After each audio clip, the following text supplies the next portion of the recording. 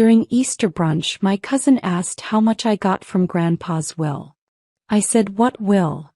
Then turned to my brother and his face went white. Our family grows with your support. Hit subscribe and drop a quick comment sharing your location.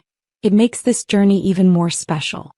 The mimosas were flowing and Aunt Carol's deviled eggs sat untouched as usual when my cousin Brianna leaned across the Easter table with that smile.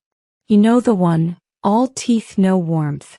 So Julie, she said loud enough for everyone to hear, how much did you end up getting from Grandpa Marcus's will? I froze, fork halfway to my mouth. What will? The entire dining room went silent. My mama's hand stopped mid-reach for the biscuits. Uncle Jerome's laugh died in his throat. But it was my brother Terrence's face that made my blood run cold. He'd gone absolutely white and I watched him physically recoil like I'd slapped him. Terry, I said slowly, setting down my fork. What is she talking about? He wouldn't meet my eyes. Started fidgeting with his napkin like it held the secrets of the universe. That's when I knew. Something was very, very wrong. Now let's not ruin brunch, my mama started, but I cut her off. Mama, what will? My voice cracked. Grandpa died 8 months ago. Nobody said anything about a will. Brianna's smile widened, enjoying the chaos she'd created. Oh honey, there was definitely a will. A big one. Grandpa Marcus left over $400,000 split between his grandchildren. I got my $50,000 last month. Didn't you? The room spun. $400,000? $50,000 each. I looked at Terrence again and this time I saw it. The new Rolex peeking out from under his sleeve. The designer sneakers he'd worn to Grandpa's funeral. The sudden ability to quit his job and invest in cryptocurrency. Terry, I whispered. Where's my money? He finally looked at me and I saw something worse than guilt in his eyes. I saw calculation. We need to talk. Privately. Terrence stood up so fast his chair scraped against Mama's hardwood floors, leaving a mark she'd definitely complain about later. But I wasn't moving. No. Say it here. In front of everybody.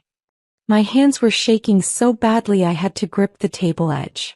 Around us, 15 family members pretended to be invisible, forks frozen midair. Julie, baby, let's just... Mama reached for my arm but I jerked away. Don't. The word came out sharp.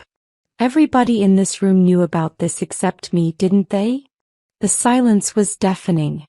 Not one person met my eyes. Not Aunt Carol, not Uncle Jerome, not even my little cousin Destiny, who usually couldn't keep a secret to save her life. Terrence exhaled slowly. Grandpa made me the executor. He left instructions. Instructions to steal from me? My voice was rising now, 8 months of confusion and grief combusting into rage. Is that what he told you to do? You weren't ready for it. Terrence exploded. You just got out of rehab, Julie. 6 months sober after 3 years of popping pills and... That's enough. Mama's voice cracked like a whip, but the damage was done. The shame hit me like a physical blow. Yes, I'd struggled with prescription painkillers after my car accident. Yes, I'd spent 90 days in treatment. But I'd been clean for 8 months. 8 months of meetings, therapy, rebuilding my life from scratch. So you decided I didn't deserve my inheritance? I asked quietly. You decided that? Terrence's jaw tightened. I was protecting you. Protecting the money until... Where is it? I stood up slowly. Where is my $50,000, Terry? He looked away. I invested it. For you. To make it grow until... You invested my money without asking me? It's complicated. Uncomplicate it. Right now. His face went pale again. There were some losses. Market volatility. But I can pay you back, I just need... How much is left? Silence. Terry. How much is left? 12,000. The room exploded. 12,000. I couldn't breathe. You lost $38,000 of my money? Mama stood up, her hand pressed against her chest. Terrence, please tell me she's misunderstanding. But Terry's face told us everything. Aunt Carol gasped. Uncle Jerome started cursing under his breath. Brianna sat back with her arms crossed, looking vindicated for starting this whole mess. I had a sure thing, Terrence said desperately. This crypto opportunity the guy promised. What guy? I demanded. What guy, Terry? His name is Devin.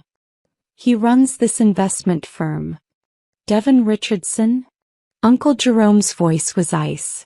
That scammer who got investigated by the SEC last year? Terry, you gave Julie's inheritance to Devin Richardson. The confirmation on my brother's face made me see red. I trusted him.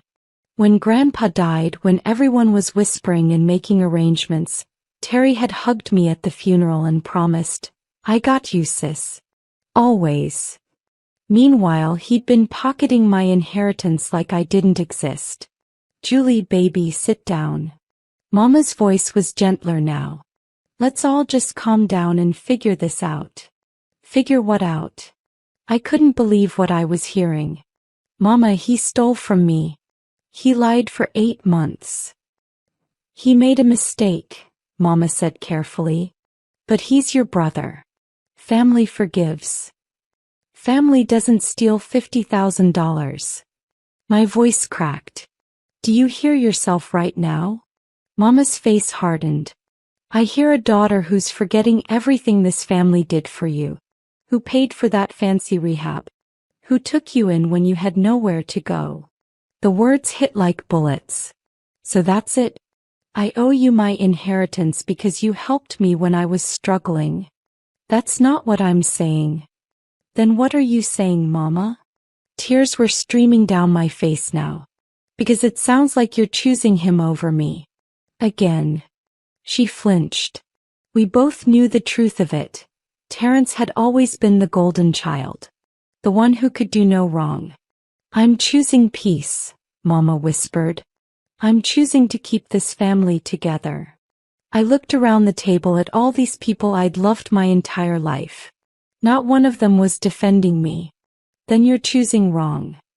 I was grabbing my purse, ready to storm out of Mama's house and never come back, when Uncle Jerome cleared his throat. Wait, there's something else. Everyone turned to stare at him. He looked uncomfortable, shifting his weight from foot to foot. Marcus left something for you specifically, Julie. A sealed letter. He made me promise to give it to you on Easter no matter what. What? Terrence's voice pitched high. Dad never said anything about a letter. Because it wasn't your business, Uncle Jerome said coldly. He pulled an envelope from his jacket pocket, cream-colored, slightly yellowed, with my name written in Grandpa's shaky handwriting across the front. My hands trembled as I took it. The envelope was thick, substantial. Something was inside besides paper. Don't, Terrence warned. Not here. Not in front of everyone. That made me want to open it even more. I slid my finger under the seal and pulled out 2 things. A handwritten letter and a small brass key. Dear Julie, I read aloud, my voice shaking. If you're reading this, then I'm gone, and I hope to God my instructions were followed. But knowing your brother like I did, I'm guessing they weren't. Terrence made a strangled sound. Mama put her hand over her mouth. I'm leaving you $50,000 in the official will, but that's not the real inheritance. That's a test, to see who in this family would tell you the truth and who would lie to protect themselves. By now you know who failed. My voice broke. I could hear Grandpa's voice so clearly, that deep rumble that always made me feel safe. The real inheritance is in Safety Deposit Box 247 at First National Bank. The key is enclosed. Inside you'll find $200,000, photographs and documents. This is your fresh start, baby girl. Take it and run if you need to. I love you. You were always my favorite, even though I wasn't supposed to have one." The silence that followed was absolute. Then Terence lunged for the letter. I'd never seen my brother move so fast. He snatched the letter from my hands, his eyes wild as they scanned Grandpa's words. "This isn't real. Dad wouldn't do this. Give it back." I tried to grab it, but he held it high, using his height advantage like we were kids fighting over a toy. 200,000? His voice was shrill now. "He left you 200,000 extra dollars and only gave the rest of us 50? That's not fair. That's not fair." I was screaming now, all pretense of Easter civility gone. "You stole my 50,000 and you want to talk about fair? Boys, stop it." Mama was crying now, mascara running down her face. "Both of you just stop." But Terence wasn't stopping. His face had gone red, a vein pulsing in his forehead. "He always loved you more. Always gave you more chances, more money, more everything. What about me? I was the one who stayed, who took care of him when he got sick, who stole from your own sister." Uncle Jerome roared, standing up so forcefully his chair toppled backward. "Terence, I watched you at that funeral, crying those crocodile tears, hugging Julie while you already had her money in your account. You disgust me." "Stay out of this, Jerome," Mama started. "No." Jerome cut her off. "I'm done staying out of it. Done watching you enable this boy's worst instincts because he's your son. Marcus was my brother, and he specifically told me that if Terence tried anything shady, I was to make sure Julie got that letter. I'm 3 hours late, but here we are." Terence's face went from red to purple. You knew there was more money and you didn't tell me? Because it wasn't yours to know." Jerome shot back. I stood there, clutching the brass key so tightly it dug into my palm, watching my family implode. Brianna was recording on her phone. Of course she was. Aunt Carol was crying. The younger cousins looked terrified. Mama was looking at me like I'd done something wrong. "Julie," she said quietly, "if you take that money and leave, don't come back." The words hung in the air like smoke. I stared at my mother, waiting for her to take them back, to say she didn't mean it. But her face was set, jaw tight, eyes hard. "You're serious? It wasn't a question. You're actually choosing his side." "I'm choosing my family," Mama said, her voice trembling but firm. "I'm asking you to choose it too. Give your brother time to pay back the money. Don't take that extra inheritance and abandon us. That's what family does. We work through things together." "Work through things?" I laughed, but there was no humor in it. "He committed fraud, Mama. He forged my signature on documents he must have, right, Terry? To access my portion of the will." Terence wouldn't look at me. That was answer enough. 18 months, Mama pressed on. "Give him 18 months to pay you back the 38,000. The 12 he has left plus payments over time. We'll work out a schedule." "No." The word came out clear and cold. "I'm going to that bank tomorrow morning. I'm getting my money. And then I'm getting a lawyer." "A lawyer?" Mama's voice rose to a shriek. "You'd sue your own brother? He stole from me. What part of this aren't you understanding?" Aunt Carol stood up suddenly.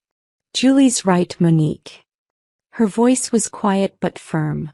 "Terry did wrong. Real wrong. And you asking her to just absorb that loss? That's not right either." "Nobody asked you, Carol," Mama snapped. "Well, I'm saying it anyway." Carol moved to stand beside me. Marcus was specific in that letter. He knew something like this might happen. He protected Julie because he knew she'd need protecting. Maybe we should trust his judgment. His judgment. Terence exploded again. He was senile at the end. Confused. Probably didn't even know what he was signing. Don't you dare. My voice was deadly quiet now. Don't you dare disrespect Grandpa's memory to justify what you did. Julie, Mama tried again, softer this time. Please. Think about what you're doing. Think about Thanksgiving, Christmas, birthdays, all the family gatherings. You walk away now, you lose all of that. I looked around the table. At these people I'd loved my whole life. At the faces that were supposed to be my safe place. No, Mama, I said quietly. I lost it 8 months ago. I just didn't know it yet. Monday morning I was at First National Bank before they opened. Stood outside in the April drizzle, clutching that brass key like a lifeline, my stomach churning with anxiety and rage. I hadn't slept. Hadn't eaten. Just sat in my studio apartment replaying Sunday's nightmare over and over. My phone had been blowing up all night. Terrence called 17 times. Mama sent 12 text messages ranging from, "We need to talk," to "You're breaking my heart." Even Brianna had the audacity to message me, "Girl, I'm sorry I started all that. But at least now you know, right?" At least now I knew. That's what I kept telling myself as the bank manager, Mrs. Cabral, led me to the vault. She was a small Asian woman with kind eyes who'd known Grandpa for 30 years. "He came in last March," she told me as we walked. Very specific about his instructions. Said this box was for his granddaughter Julie and only Julie. Made me promise I'd verify ID carefully, wouldn't let anyone else access it under any circumstances. "Did anyone try?" I asked. Her expression told me everything. "Your brother came in about 4 months ago. Said he was executor of the estate and needed to inventory all assets.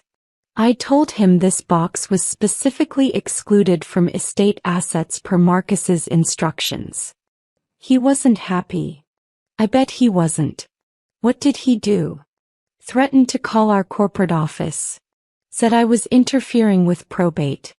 I told him to call whoever he wanted. I had Marcus's signature and instructions in writing." She smiled slightly. "Your grandfather was very thorough. He anticipated resistance." We reached the vault, and Mrs. Cabral left me alone in a small room. My hands shook as I inserted the key. The box was larger than I expected, deep and heavy. Inside, stacked neatly, were bundles of $100 bills. 20 bundles total, each marked $10,000 in Grandpa's handwriting. $200,000 just like the letter said. Underneath the money were photographs. Dozens of them. Me and Grandpa fishing at Lake Marion when I was 7. Me graduating high school, Grandpa beaming proud in the front row. Me at my college graduation, the one Terrence had missed because he had to work. And underneath those documents, bank statements showing deposits Terrence had made into his own account. Withdrawal slips with my forged signature. Emails between Terrence and Devin Richardson discussing investment opportunities. Grandpa had known. Somehow he'd known exactly what would happen. The last item was another letter. I sat in that tiny bank room, surrounded by more money than I'd ever seen in my life, and read my grandfather's final words to me. "Julie, my sweet girl. If you're reading this, then my worst fears were confirmed. Your brother has stolen from you and your mother has chosen to enable it. I'm sorry, baby. I'm so sorry I can't be there to protect you myself. I need you to understand something about your family. About why I did things this way. Your grandmother, God rest her soul, had a favorite too. It was Terrence. From the moment he was born, she doted on that boy, and your mother learned to do the same. When you came along 5 years later, I tried to balance it out. Tried to make sure you felt loved, valued, seen. But the pattern was already set. Terrence learned young that he could get away with things. Small things at first. Taking money from your mother's purse, lying about his grades, blaming you for things he did. Your mother always found excuses for him. He's under pressure. He didn't mean it. Boys will be boys. Do you remember when you were 15 and your college fund money disappeared? $3,000 you'd saved from birthdays and summer jobs? Your mother blamed you, said you must have spent it foolishly. But I knew. I knew Terrence had taken it because I'd caught him forging your signature on a withdrawal slip. I made him pay it back, but your mother never knew. She wouldn't have believed me. That's why I set this up the way I did. The $50,000 in the will was bait. Yes. I wanted to see if Terrence would do the right thing or if he'd continue the pattern. I prayed he'd surprise me. I prayed your mother would stand up for you. But I'm a realist, baby girl. And I planned accordingly. The evidence in this box is enough to prosecute him for fraud if you choose to. The choice is yours. But whatever you decide, know this. You owe them nothing.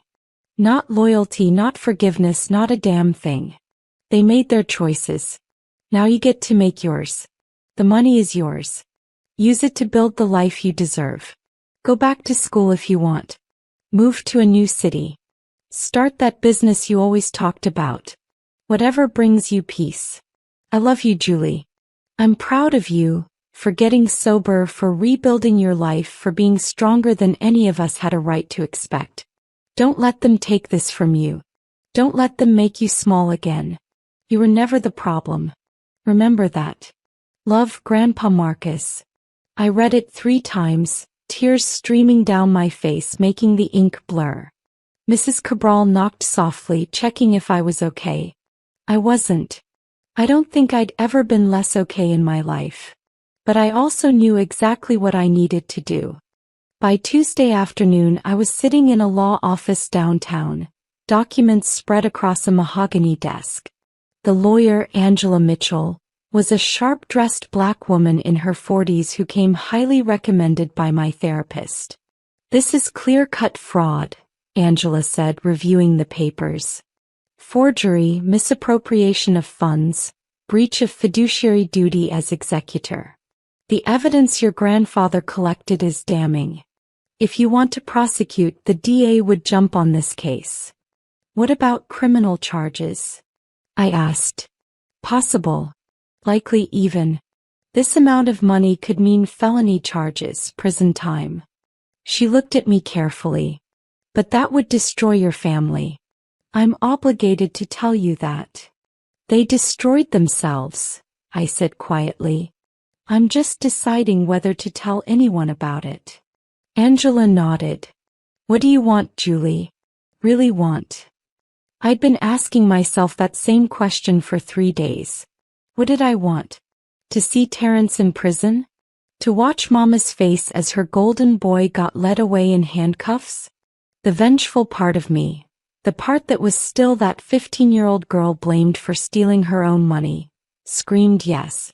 Make them pay. Make them hurt the way you hurt. But the part of me that had spent 90 days in rehab, that had learned about boundaries and healing and letting go, that part knew revenge wouldn't fix the hole in my chest where my family used to be. I want my money back, I finally said. All of it. The $38,000 he lost plus interest.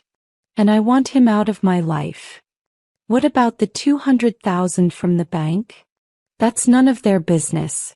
Grandpa left it to me specifically outside the will. They have no claim to it. Angela smiled slightly. Smart. Hey, here's what we do. We file a civil suit for the stolen funds. We send a cease and desist letter regarding further contact. We get a judgment, set up payment terms. If he violates any part of the agreement, then we discuss criminal charges. How long will this take? Could be 6 months, could be 2 years. Depends on if he fights it or settles. She leaned forward. But Julie? He's going to fight it. Men like your brother. Men who've gotten away with things their whole lives. They don't go down easy. He was right. By Friday I'd been served with counter papers. Terrence was suing me. I sat in Angela's office, staring at the legal documents that made absolutely no sense. Terrence was suing me for emotional distress, defamation of character, and breach of familial contract. Breach of familial contract? I read aloud. Is that even a real thing? No, Angela said flatly. It's a bullshit legal theory his lawyer is throwing at the wall to see what sticks. They're claiming you had an implicit agreement to let him manage your inheritance, that you're damaging his reputation by calling him a thief, and that the stress has caused him psychological harm. I laughed. Actually laughed high and slightly hysterical. He steals my money and now I'm the bad guy for being upset about it? It's a pressure tactic.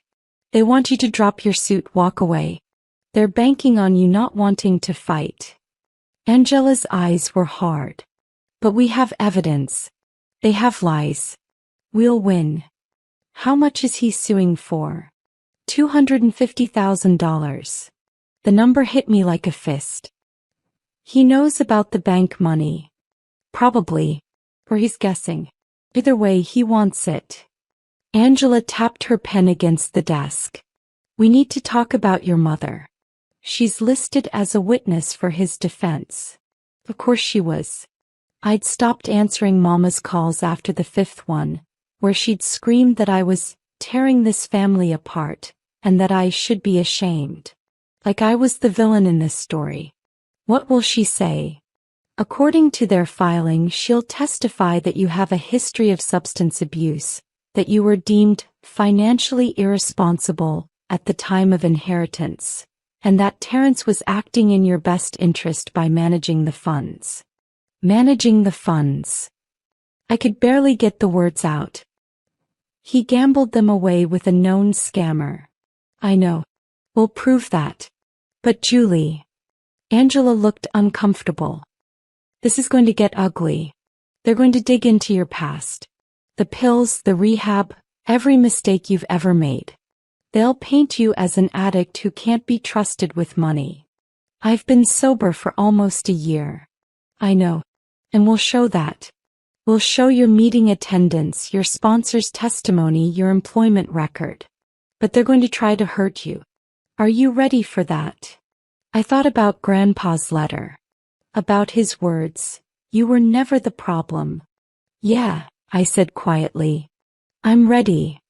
What I wasn't ready for was the Facebook post Mama made that night. The one that went viral in our family and community. The one that painted me as a greedy, ungrateful daughter trying to destroy her brother over a misunderstanding about money. My phone exploded.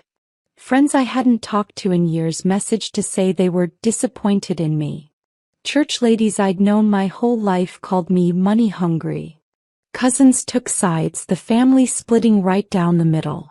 And through it all, Terrence played the victim perfectly. 3 weeks into the legal battle, I lost my job.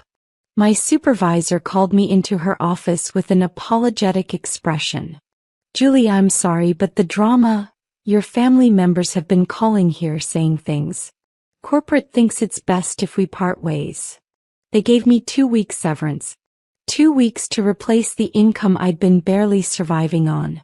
I sat in my car in the parking lot and screamed until my throat was raw. That night at my NA meeting I broke down completely. I'm doing everything right, I sobbed to my sponsor Keisha.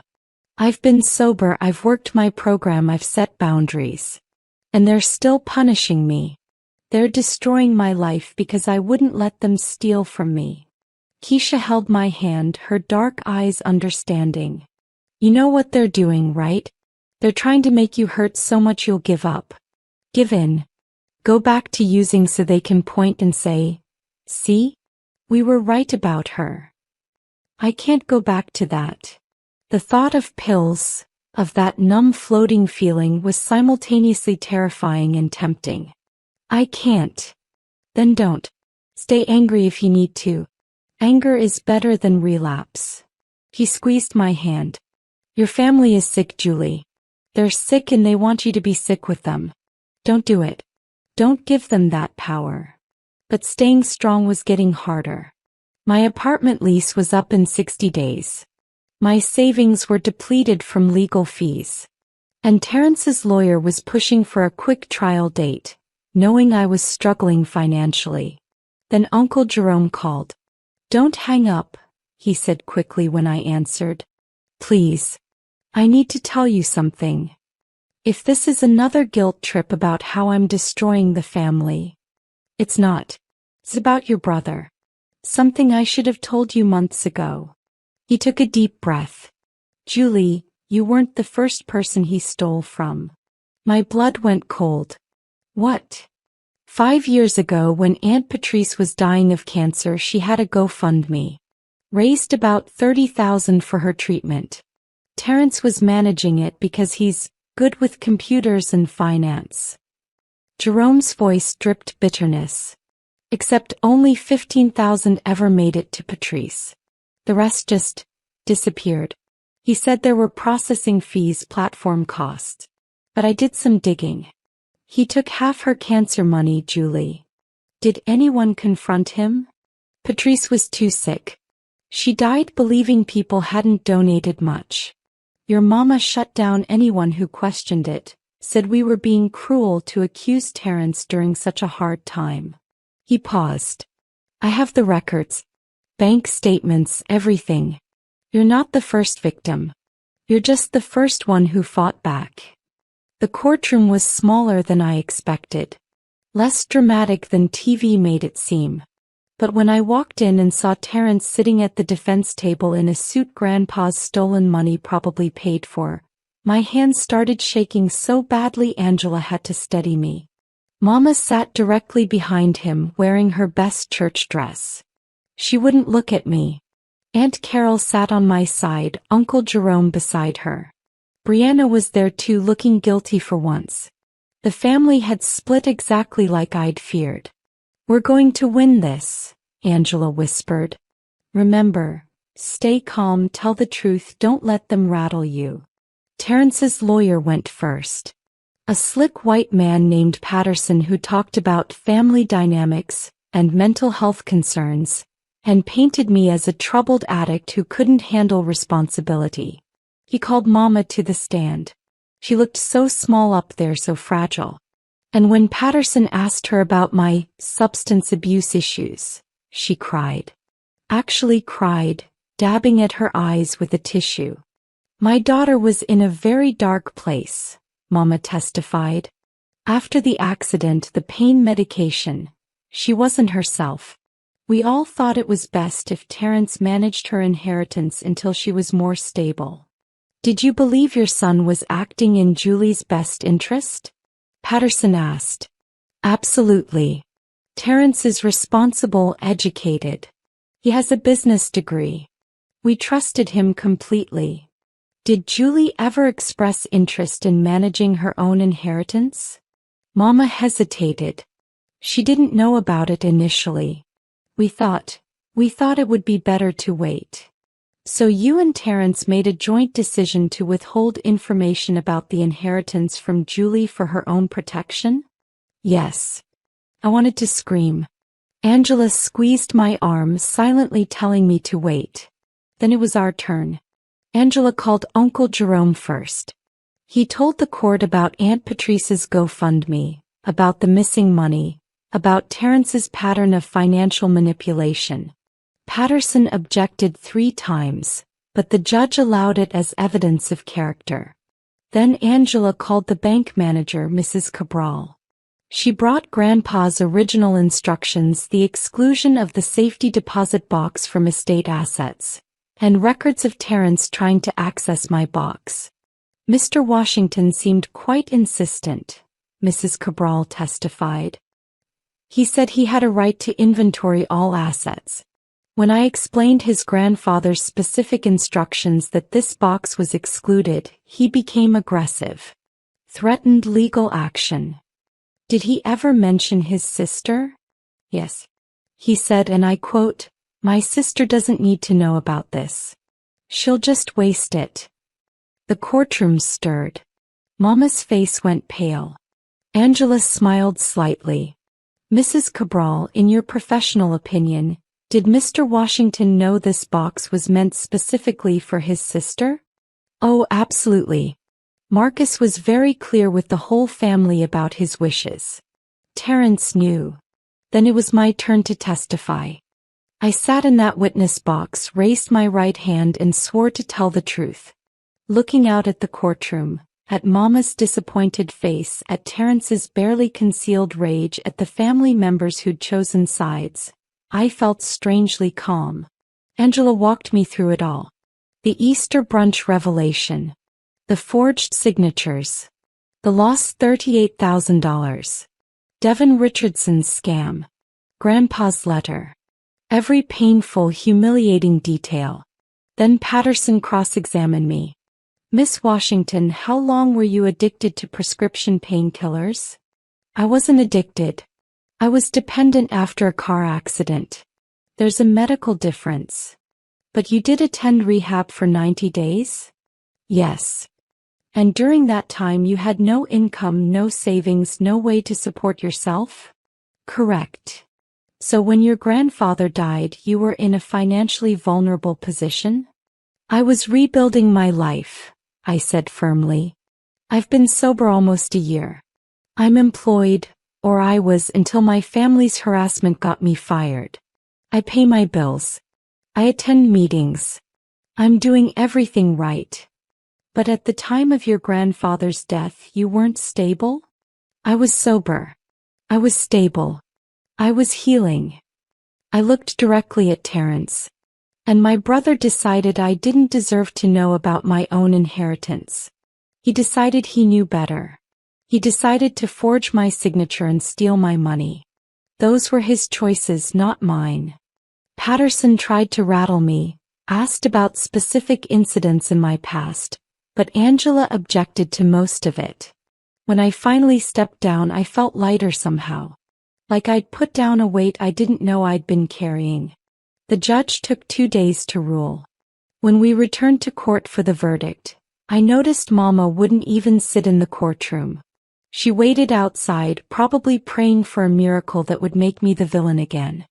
In the matter of Washington versus Washington, the judge began, I find in favor of the plaintiff, Julie Washington. Mr. Terrence Washington did engage in fraud, forgery, and misappropriation of funds. He is hereby ordered to repay Miss Washington $38,000 plus interest and legal fees, totaling $47,000, in monthly installments of $1,000 over 4 years. Terrence's face went purple. Patterson immediately started talking about appeals, but the judge wasn't finished. Furthermore, I'm issuing a no-contact order. Mr. Washington is not to contact Miss Washington directly or through third parties for the duration of the payment period. Any violation will result in immediate criminal prosecution for the fraud charges, which I'm suspending pending satisfactory completion of repayment. Your Honor, Terrence started to stand, but the judge silenced him with a look. Mr. Washington, you stole from your sister during one of the most vulnerable periods of her life. You forged her signature, lied to your family, and attempted to deprive her of assets your grandfather specifically set aside for her protection. The only reason you're not facing criminal charges right now is your sister's mercy. I suggest you don't test it. Court dismissed. The gavel came down. Angela hugged me. Uncle Jerome was crying. And Terrence looked at me with such pure hatred I actually felt afraid for a moment. But then I remembered, I'd won. Not just the case but something bigger. I'd fought for myself. I'd refused to be made small. I'd set boundaries and enforced them even when it cost me everything I thought I needed. Outside the courthouse, Mama was waiting. She looked older, somehow tired. Julie, she said quietly. Can we talk? No. The word came out easier than I expected. You made your choice, Mama. You chose him over me, over the truth, over what was right. I can't have people like that in my life anymore. Not even you. I'm your mother. Her voice broke. You can't just cut me out. Watch me. I started to walk away, then turned back. You know what the saddest part is? Grandpa knew. He knew exactly what would happen and he tried to protect me. The one person who really loved me unconditionally is gone, and the people who are supposed to love me tried to rob me blind. So no, Mama. We're done. I walked away from her, from that courthouse, from that entire chapter of my life. Angela linked her arm through mine. Where to now? I thought about Grandpa's letter. About the $200,000 waiting for me to build a new life. About the possibilities stretching out ahead like an open road. Forward, I said. Only forward. I'm sitting in my own office now. A bright, modern space with plants in every corner and motivational posters that don't feel corny because I actually believe them. Julie Washington, licensed addiction counselor, reads the nameplate on my desk. I used Grandpa's money to finish my degree, get certified, and open a practice helping people like me, people trying to rebuild after hitting rock bottom. Terrence made his payments for 8 months before he stopped. Angela filed for criminal prosecution immediately. He took a plea deal. 2 years probation, community service, and full restitution. Mama refinanced her house to pay off his debt to me in one lump sum. She never forgave me for putting her son through that. I haven't spoken to either of them since the trial. Uncle Jerome sends updates sometimes. Terrence lost his job, moved back in with Mama, is working on himself. I wish him well from a distance, but I don't wish him back in my life. Brianna apologized last year, said she didn't realize what she'd started at that Easter brunch. I'm cordial when I see her, but we're not close. Some bridges once burned can't be rebuilt. And that's okay. Aunt Carol and Uncle Jerome come by the office sometimes, bringing lunch and asking nothing in return. That's what real family looks like, I've learned. People who show up, tell the truth, and stand by you when it costs them something. My new therapist says I'm thriving. My sponsor says I'm an inspiration. Almost 4 years sober now. My clients say I get it in a way other counselors don't. Because I've been there, in that dark place where family betrayal and addiction nearly swallowed me whole. But I climbed out. I fought back. I chose myself. Some people think that's selfish. Mama certainly does. She sent one letter about 6 months after the trial, asking why I had to be so hateful, and couldn't I see I was destroying what's left of this family. I wrote back once. Only once. You destroyed it first. You just mad I noticed. I never heard from her again. Last week a young woman came to my office. 23, fresh out of rehab, crying because her family was pressuring her to reconcile with the boyfriend who'd gotten her hooked on pills in the first place. They say I'm being unforgiving, she sobbed. They say family forgives. I handed her a tissue and told her about an Easter brunch, a forged signature, and a grandfather who loved me enough to protect me from the people who should have protected me themselves. Family is supposed to forgive, I said. But family is also supposed to not steal from you in the first place. You don't owe anyone access to hurt you, no matter what they call themselves. She cried harder, then laughed. My therapist said something similar. I just needed to hear it from someone who's been there. I've been there, I confirmed. And I'm here now. So will you be? She left my office standing taller. That's what I do now. I help people stand tall after life tries to break them. I help them set boundaries. I help them choose themselves. It's the best inheritance Grandpa could have left me. Not the money, though that helped. But the lesson, that sometimes loving yourself means walking away from people who don't. That you can be grateful for the good times and still refuse to tolerate the bad ones. That family is supposed to build you up, not tear you down to make themselves feel bigger. I keep his picture on my desk. Me and Grandpa at Lake Marion, both of us grinning, fish on the line. Underneath, I've framed part of his final letter. You were never the problem. Remember that. I remember Grandpa. Every single day I remember. And I'm finally free.